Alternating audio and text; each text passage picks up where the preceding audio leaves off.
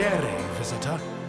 You are about to embark on a journey of discovery through the rich and fascinating history of classical Greece. You'll become fully immersed in the painstakingly detailed world built for Assassin's Creed Odyssey, which you are free to explore at your own pace, without any danger or time pressure. For a directed experience, take one of the many guided tours curated by prominent historians and archaeologists.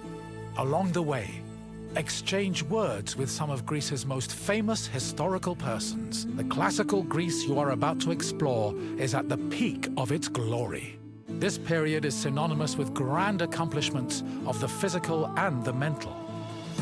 Architectural marvels which still stand today dot its landscape, while towering achievements in philosophy, political systems, and art still influence our modern society in profound ways. We hope you become engrossed in the dazzling riches of ancient Greece and welcome you to your visit.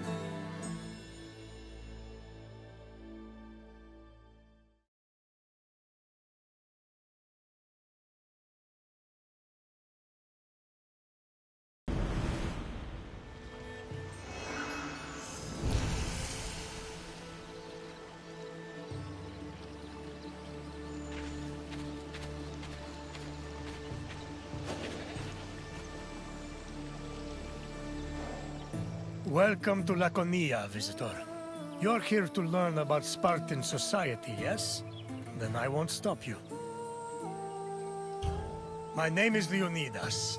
I am a king of Sparta. But do not think of me as some idle aristocrat softened by luxury. When Spartans go to war, I stand alongside them, shield to shield, and my spear tastes the same blood as those of my men. Sparta is a glorious place, and you should feel honored to be here. Honored, and perhaps somewhat frightened.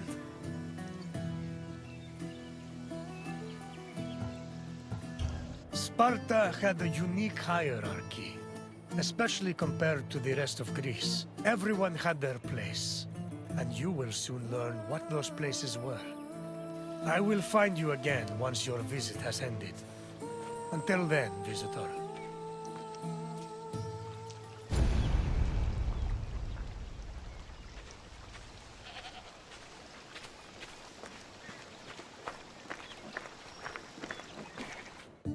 Spartan society was structured around austerity, self-sufficiency, and a hostility towards foreign elements.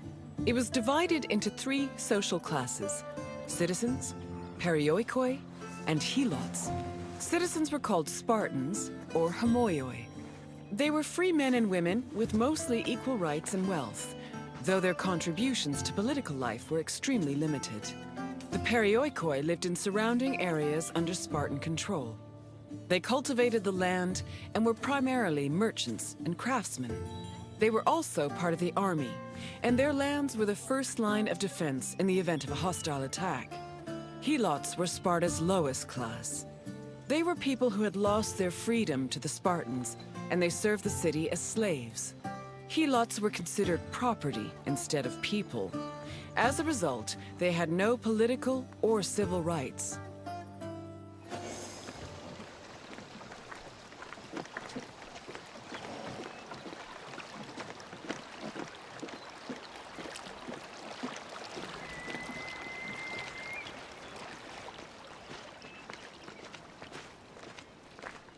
Helots made up the majority of Sparta's population. According to Polydeuces, they lingered between slavery and freedom. Two elements made Helots differ from other slaves. They were allowed to form their own families, and they were publicly owned by the city of Sparta instead of private citizens.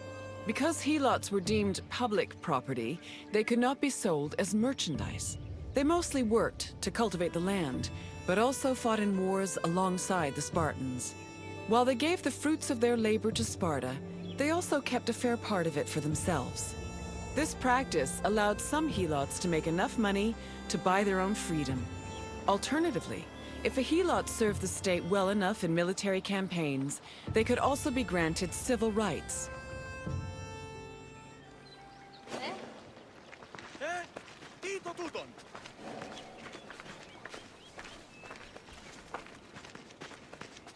Isfadasian, pleo.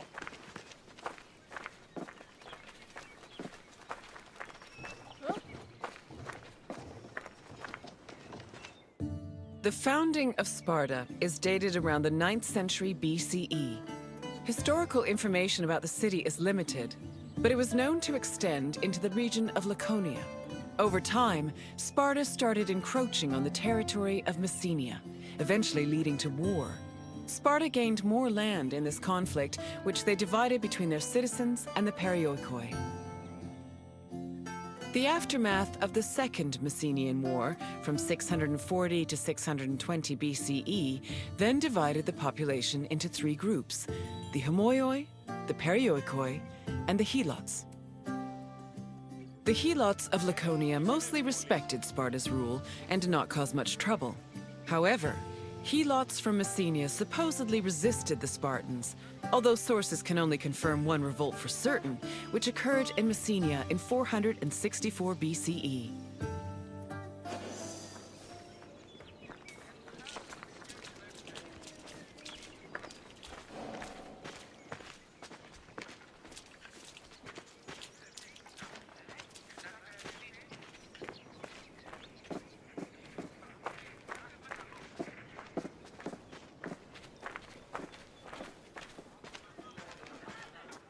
During the 5th century BCE, Helots were quite active in the army, especially during the Peloponnesian War.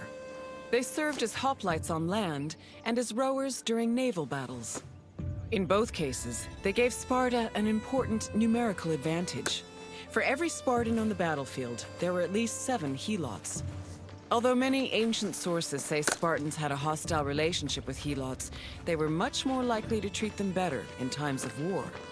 For example, when 300 Helots and 120 elite Spartans were captured by Athens during the Battle of Sphacteria in 425 BCE, the Spartans promised the Helots their freedom if they served them well in combat. Similarly, around the same time, the Spartan general Brasidas fought a battle alongside 700 Helots. Impressed by their courage and loyalty, Brasidas later freed them all and allowed them to join the Perioikoi.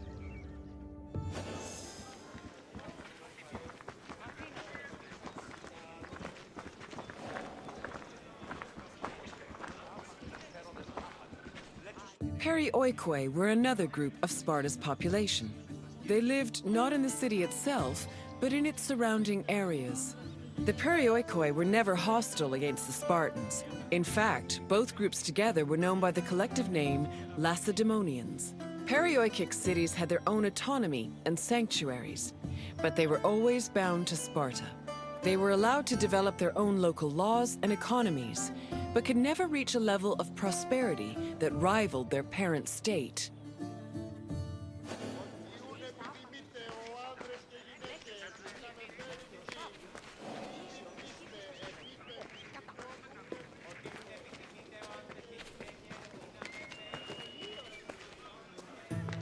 I see you've finished.